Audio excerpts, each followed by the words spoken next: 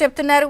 ఏదైతే ఒక రకంగా చెప్పాలంటే విధ్వంసాన్ని, యుద్ధాన్ని పాకిస్తాన్ కోరుకుంది. సమాధానం మాత్రం భారత్ చెప్తోంది. ఇప్పటికే కరాచీ, ఉమ్రా పోర్టులపై భారత్ భీకర దాడి చేసింది. రంగంలోకి ఐఎన్ఎస్ దిగింది. ఇదే కాకుండా దాని వెంట 26 యుద్ధ నౌకలు, బ్రహ్మోస్ క్షిపణులతో వరుసగా మెరుపు దాడులు బుధవారం అర్ధరాత్రి నుంచి మనం వరుసగానే చూస్తున్నాం. అలాగే నిన్న రాత్రి 9 ప్రాంతాల్లో కూడా, అటు జమ్మూ పరిసర ప్రాంతాల్లో కూడా పాక్ కవ్వింపు చర్యలకు దిగి 15 నగరాలని, భారత్లో ఉన్నటువంటి నగరాల్ని ప్రధానంగా టార్గెట్ చేసింది.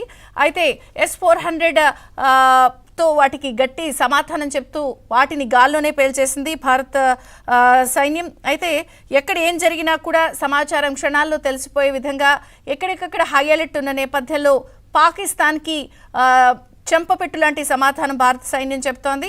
ఏదైనప్పటికీ కూడా పాక్కి చావు దెబ్బ, తాము చేసినటువంటి పహల్గామ్లో దాడికి సమాధానం భారత్ చెప్తున్న నేపథ్యంలో మనతో పాటు మేజర్ శ్రీనివాస్ గారు ఉన్నారు, రిటైర్డ్ ఆర్మీ అధికారి.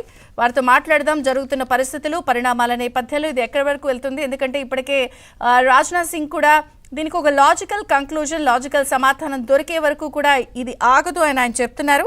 మొత్తానికైతే సైనిక స్థావరాల భద్రతపై కూడా ఎక్కడికక్కడ చర్యలు తీసుకుంటున్నారు భారత ప్రభుత్వం. ఈ నేపథ్యంలో ఇటు భారత్ పాక్ మధ్య కూడా జరుగుతున్నటువంటి పరిస్థితులపై అమెరికా అధ్యక్షుడు ట్రంప్ కూడా కొంత అలర్ట్ అయ్యారు. వారికి సంబంధించిన వాళ్ళందరినీ కూడా తిరిగి వెనక్కి వచ్చేయమన్నారు. పాక్కి చెందిన 10 నుంచి 12 నౌకలు ఇప్పటికే ధ్వంసమైన నేపథ్యంలో వారితో మాట్లాడదాం. శ్రీనివాస్ గారు, గుడ్ మార్నింగ్ సార్.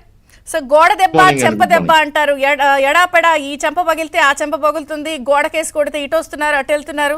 నిజంగా పాక్ ప్రారంభించింది, భారత్ ముగిస్తుంది అనుకోవచ్చా? జరుగుతున్న అన్ని పరిణామాలపై ఎలా అనుకోవాలి మీరు?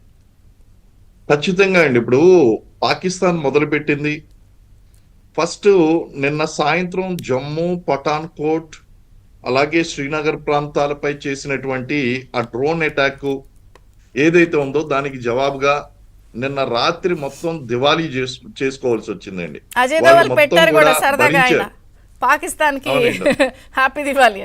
కి ఆ ఎక్స్పీరియన్స్ ఇచ్చాం, దివాళీ ఎక్స్పీరియన్స్ ఇచ్చామండి.